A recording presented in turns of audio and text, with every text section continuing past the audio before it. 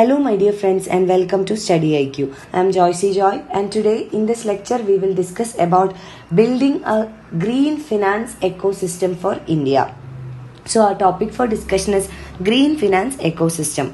But before we begin our lecture, this is our channel StudyIQ and we are providing pen drive courses for various competitive examinations including SSC and bank courses, UPSC optionals, SSC JE courses, teaching examination, railway examination, defense examination, RBI grade B, NABARD grade A, UGC NET, UPSC Civil Services Examination, CLAT exams for various state PSCs and also for various professional courses.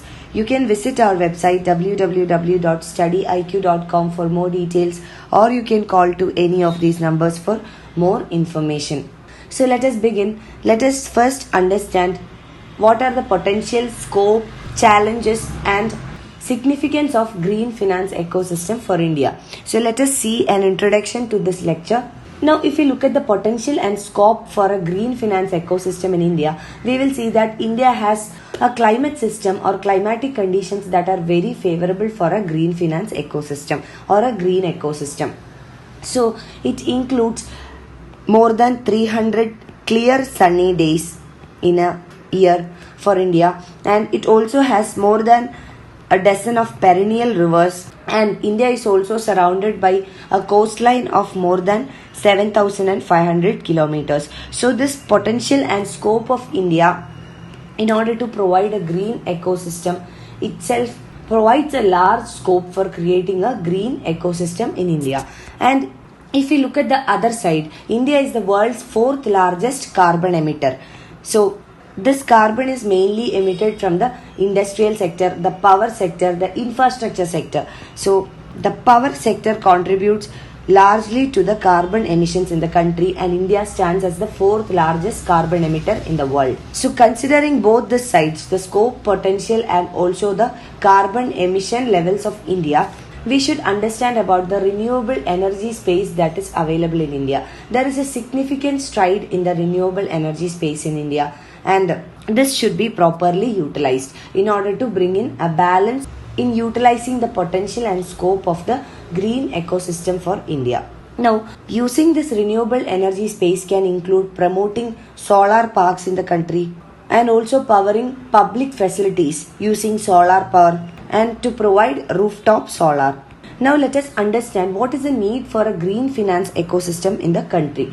Now if we look into the World Bank report, according to the World Bank report, more than 70% of the global greenhouse gas emissions are mainly from the infrastructural development, construction sector, power sector and also transportation sector. So these are the four major contributors towards greenhouse gases in the country. This is according to the World Bank report. And according to WHO, World Health Organization's projections, number of deaths due to harmful effects of emissions from key infrastructural industries are now 150,000 per annum.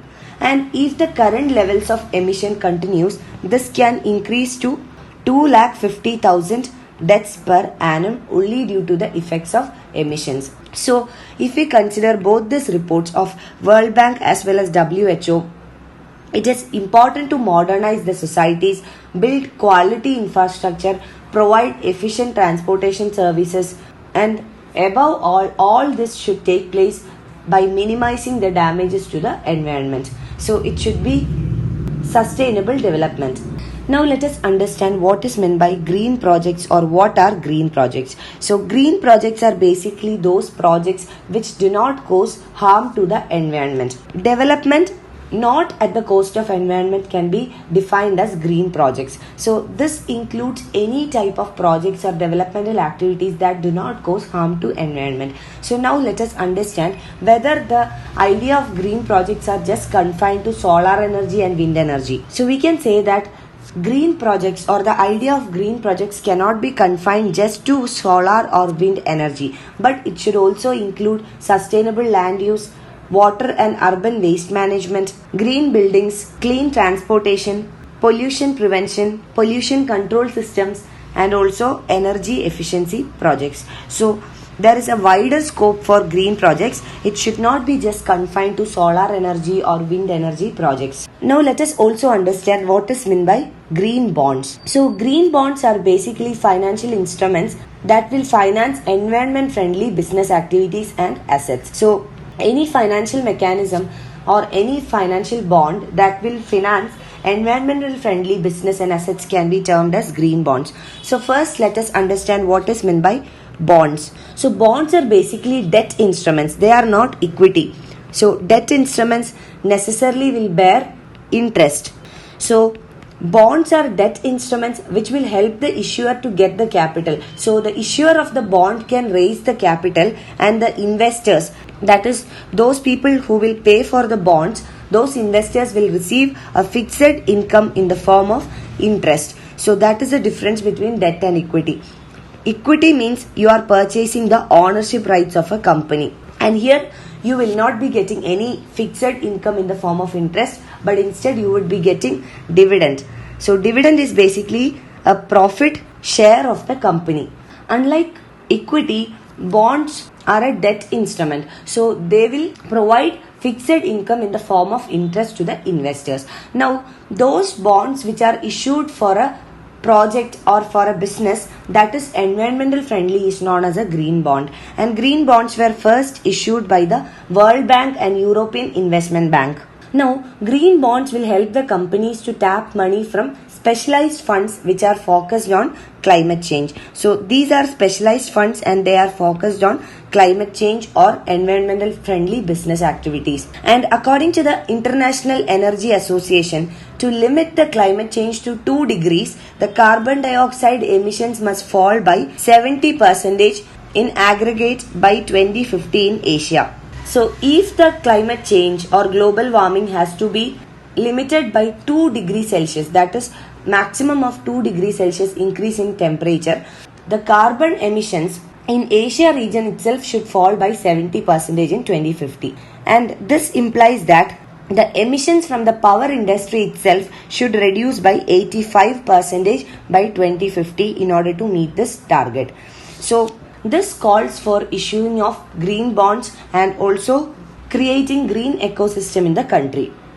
Now if we look at the status of green bonds in India, the first green bond in India was issued in the year 2015, and at present India has issued green bonds of around $6 billion, and China is the topmost country with the maximum green bond issuance in 2017, and it is 22%. US is the second country with 13% issuance of green bonds. And in India, the green bonds are issued through banks and NBFCs. So what has to be done in order to improve the green bonds ecosystem in the country?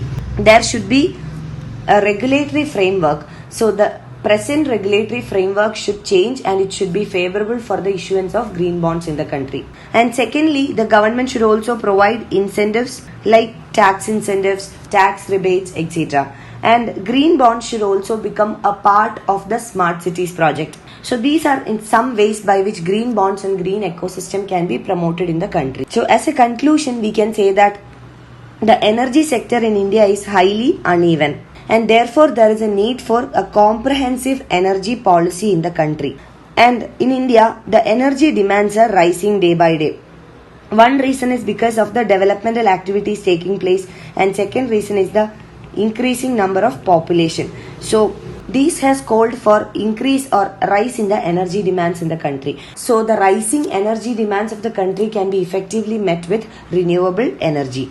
And the government and the policy makers should take necessary steps to utilize this potential of India in order to build a green ecosystem in the country. You can find the PDF of this lecture on my Facebook page. You can also follow my Facebook page for more video updates. Also, you can write to me at joyce.studyiq@gmail.com for any of your queries and clarifications. Thank you.